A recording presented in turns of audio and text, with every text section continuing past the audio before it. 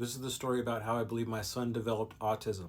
And this isn't a pathway that a lot of people talk about, but I believe that this is what happened in my son's case. And I also believe that this is happening with a lot of other children. I believe that my son was developing normally up until the time of his birth. However, at his birth, his mother opted for a C-section delivery.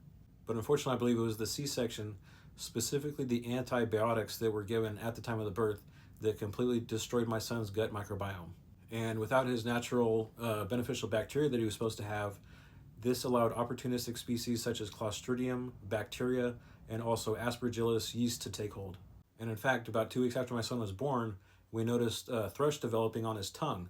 But I believe that that was just the tip of the iceberg as to what was lurking beneath. And I believe that this was a symptom of a very large fungal problem. So now, with my son's gut microbiome way out of whack, this leads to something called leaky gut or intestinal permeability. The second thing that we did wrong is we gave our son a dairy-based formula. The first formula that we gave our son, he was throwing up, he had rashes all over his face. We knew we had to switch him off of that formula quick.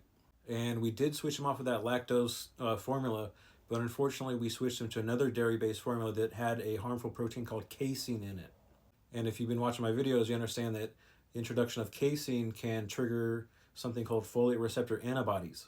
And basically what happens is if your gut microbiome has been destroyed, harmful pathogens, they dominate, and it creates this condition called intestinal permeability, aka leaky gut, and it can allow these casein proteins to get in through the lining of the intestine and get into the bloodstream. But once these proteins, I believe in the case of my son, reached his blood-brain barrier, it triggered something called folate receptor autoantibodies. And unfortunately, these antibodies block folate from reaching the brain and lead to a condition called cerebral folate deficiency. Okay, so we have gut dysbiosis, we've got cerebral folate deficiency.